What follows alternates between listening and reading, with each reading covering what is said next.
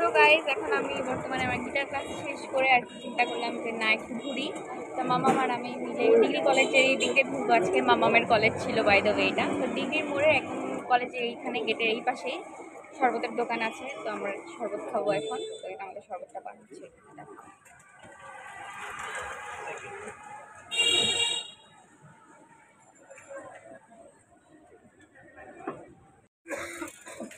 দেখি ভাই আপনি একটু সাইড দেন তো।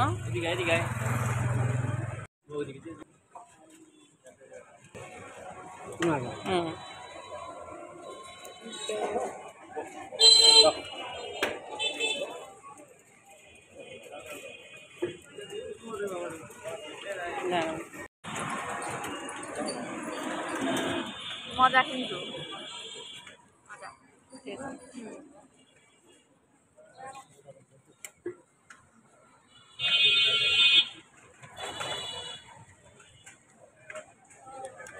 আসলে মজা, মানে গরম যেই গরম, গিটার ক্লাসে ঢুকেও পিপাসা লাগলো, বের হয়ে এসেও পিপাসা লাগলো।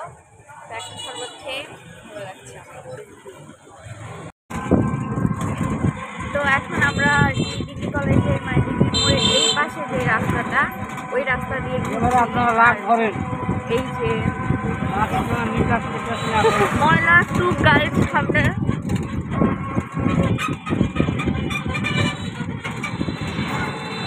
একেবারে যে রাস্তার মধ্যে নিয়ে চলে আসছে।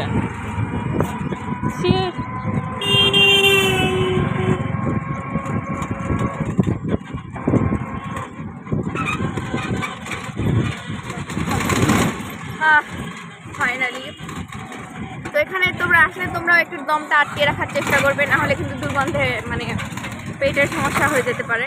তো এই তো এখন আর কি আমরা এই রাস্তা দিয়ে যাচ্ছি। এই রাস্তা কিন্তু বহু আছে, আমার ব্লগ যারা রেগুলার দেখো তারা তো জানোই যে এই শুক্রবার মানে মামামার আর আমার এই রাস্তায় আসতেই হয়।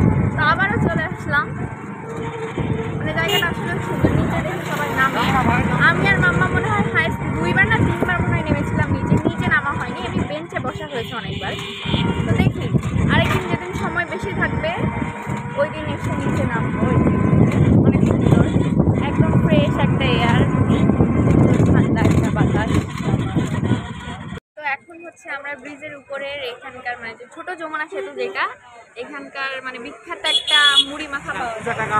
হ্যাঁ হ্যাঁ, তো এই বিখ্যাত মুড়ি মাখা আমরা এখন খাবো। আমি মানে সবাই বলে অনেক স্বাদ অনেক স্বাদ, আমি খাইনি। সত্যি কথা বলতে আমি জাস্ট একবারই খেয়েছিলাম, তাও ছোটো থাকতে।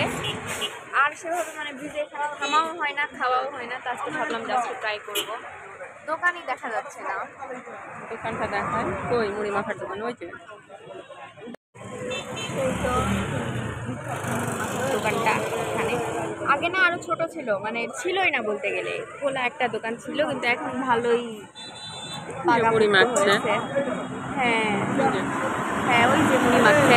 আর আশেপাশে ব্রিজের উপরে মানুষগুলোকে দেখাও, ওই যে গাইস দেখো, মানে এই যে মানুষজন মজা করে খাচ্ছে মুড়ি মাখা। হ্যাঁ, দাঁড়িয়ে থেকে।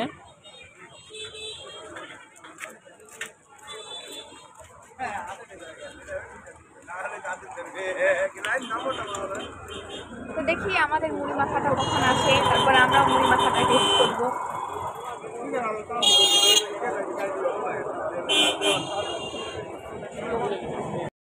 তো ফাইনালি আমাদের রিক্সাওয়ালা মামা আমাদের মুড়ি মাখা নিয়ে চলে আসলো। ওকে, দেখি ট্রাই করি কেমন। মানে এখানে ওরা ওই যে গামলা আছে না, প্লাস্টিকের গামলাগুলোতে আর কি করে আর কি খেতে দেয়। তো প্যাকেজে সবাই খাচ্ছে। হ্যাঁ, মানে এইটা আর কি মেইন এটাই, মানে নদী দেখতে দেখতে আর কি মুড়ি মাখা খাওয়া এইটাই। বাট আমাদের এত টাইম নেই, তাই আমরা রিক্সা দিয়ে ঘুরতে ঘুরতে খাবো। দেখাও।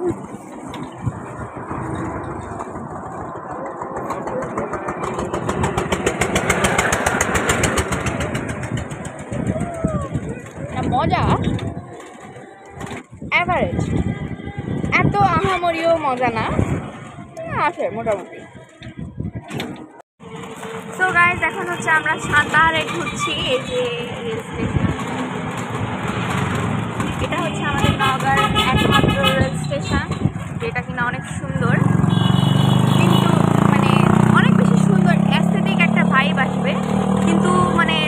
আইআইটিটা এত সেফ না, মানে রেল স্টেশন তো এমনি সেফ প্লেস হয় না, তার মধ্যে এরাও গিটার নিয়ে যাচ্ছে। যাই হোক, তো এর মধ্যে একদিন একটা মজার একটা ঘটনা শেয়ার করি। তো রিশা আপুর যেদিন বিয়ে ছিল, তো ওই দিন বিয়ে দিয়ে সব কিছু শেষ, আমি, মাইশা, নাবিলা আপু, জিম, হুমায়রা আপু সবাই মিলে প্ল্যান করা হলো যে চল আমরা যেই টাকা পেয়েছি ওই টাকা দিয়ে এখন ঘুরতে যাবো। এখন সব কিছু ঠিক, একদম সব কিছু ঠিক যে কোথায় যাবো, সাঁতারহাট যাবো। তো তারপরে আমিও যাবো, আমিও নাছর বান্ধা, আমি তো যাবোই। কিন্তু সোনা মামা আমাকে আর বললো যে এখন তুমি যেও না, এটা যদি তোমার মাম্মা শুনে তুমি একা একা ঘুরতে গিয়েছো, তোমার মাকে না বলে, তাহলে কিন্তু অনেক রাগ করবে। তো এই কথা আবার আমিও চিন্তা করলাম যে কখন না কখন আসবো, একে তো সান্তাহার যাব, তো এর জন্য আমি আর ভয়ে যাইনি। তো দেখি ওরা আমাকে ছবি দিচ্ছে মেসেঞ্জারে, দেখে একদম রাত হয়ে গেছে, 8টা 8:30 বেজে গিয়েছিল, 7:30 মেবি। তো ওই সময় ওরা সান্তাহার থেকে ব্যাক করেছে। তাহলে চিন্তা করো, ওই দিন যদি আমি ওদের সাথে আসতাম, আমাকে মাম্মার বাসায় ঢুকতে দিত না। ভাগ্যিস আমি ওই দিন গিয়েছিলাম না। যাই হোক, তো এটাই হলো সেই ঐতিহাসিক ঘটনা। তো এখন আর কি আমরা বাসায় চলে যাচ্ছি সান্তাহার থেকে, এই যে এই পাশ দিয়ে যে রাস্তাটা দিয়ে।